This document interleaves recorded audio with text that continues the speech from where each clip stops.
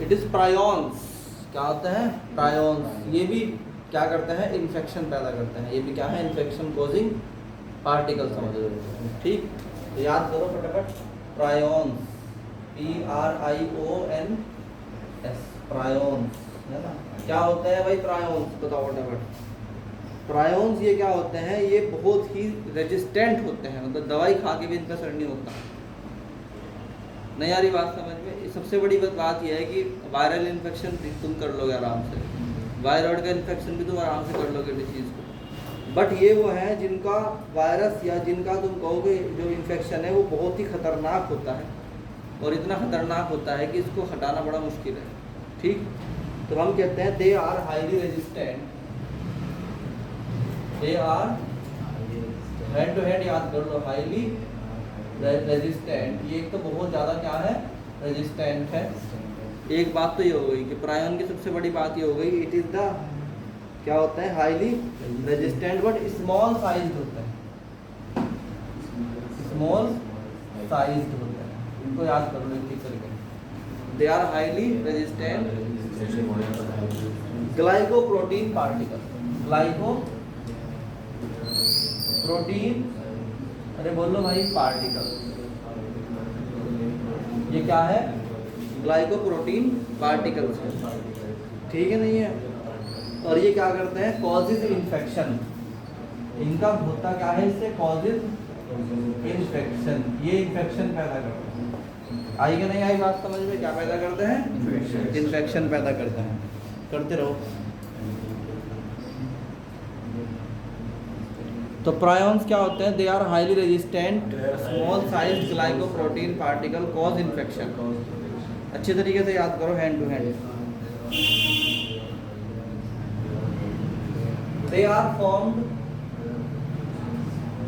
ये पैदा क्यों होते हैं? बहुत ही बेहतरीन क्वेश्चन आने वाला है इसके अंदर, ध्यान रखना नीट के अकॉर्डिंग। 4 ऑप्शन वाला जहाँ भी दिखाई देना समझ जाओगे वो क्वेश्चन है। They are formed due to mutation. Mutation का मतलब होता है चेंजेस। ये पैदा होता है due to changes, due to changes in gene, in gene. एक जीन होता है उसके अंदर जब म्यूटेशन होता है, बदलाव आता है, तो उसका नाम है PRNP। क्या नाम है उसका? PRNP। इसको याद रखना, PRNP वाला जो जीन है ना, उसके अंदर म्यूटेशन के कारण ये पैदा होता है। ये चीज़ें कहीं बाहर से थोड़ी आती तो हम ही लोगों के अंदर से है, मतलब जो लिविंग ऑर्गेनिज्म है वही तो पैदा करता है प्रांस को भी और वायरस को भी और वायरॉइड्स को, बाहर से नहीं आती। भाई डॉग का जो है रेबीज वायरस है, बट तुम्हें कुछ, डॉग को तो कुछ नहीं कह रहा, डॉग की बॉडी के अंदर भरा पड़ा है मगर उसे कुछ नहीं कह रहा।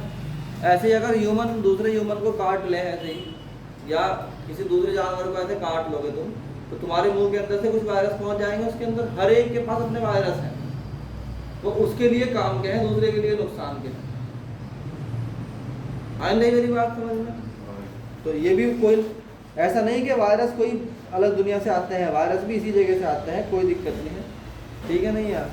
आल्सो एक्ट एज, ये कैटालिस्ट की फॉर्म में भी काम करता है। क्या की फॉर्म में? कैटालिस्ट की फॉर्म में। ठीक है, नहीं है? ताकि ये कन्वर्ट कर सके टू कन्वर्ट, ताकि ये कन्वर्ट कर सके किसको? Normal protein. वो क्या बताया था मैंने अभी कि बॉडी में नॉर्मल प्रोटीन होता है, उसी को कन्वर्ट करते हैं क्या कहेंगे? प्रायोन्स में, वायरस में, वगैरह वगैरह में, इनटू प्रायोन्स। इसका मतलब एक बात समझ में आई कि virus does not come from the outside of our body, ये हमारी बॉडी के अंदर ही तैयार होता है।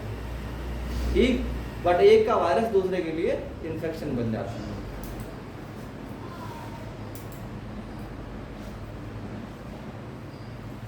प्रायोन्स जो होते हैं वो रेजिस्टेंस कर सकते हैं किसको? प्रायोन्स कैन रेजिस्टेंस, ये रेजिस्टेंस पैदा कर सकते हैं। मतलब रेजिस्टेंस का मतलब होता है लड़ने की क्षमता होती है इनके अंदर, अपने आप को बचाने की क्षमता होती है। कितनी? 800 डिग्री सेंटीग्रेड। गरम कर लो, कितना गरम करोगे तुम किसी चीज को? 800 डिग्री सेंटीग्रेड तक भी गरम करोगे तब भी बच जाएगा। इतना तो खतरनाक है ना। यूवी रेडिएशन, अल्ट्रावायलेट रेडिएशन जो होती है वो इस काम आती है, कभी ध्यान रखना कि वो बड़े बड़े वायरस को खत्म कर देती है, मगर इसे नहीं कर पाती।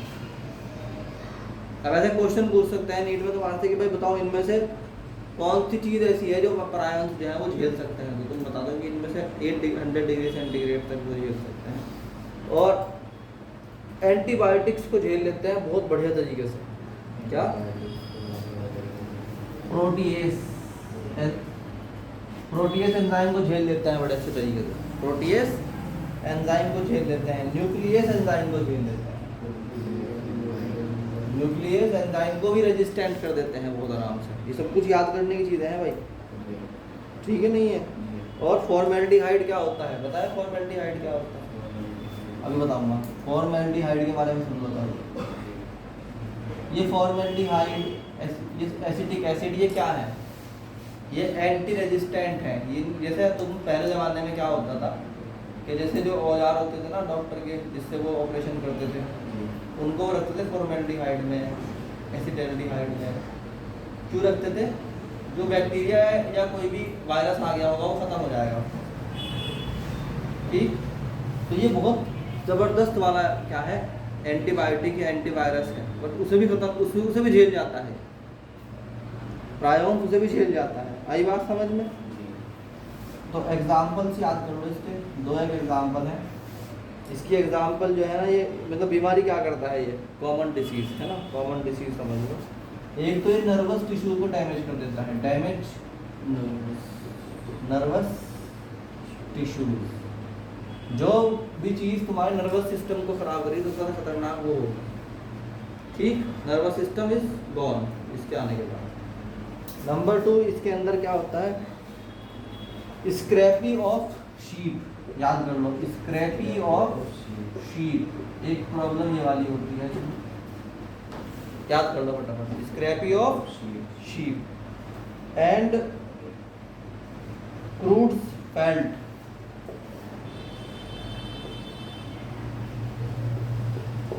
ठीक? Creutzfeldt Jakob disease.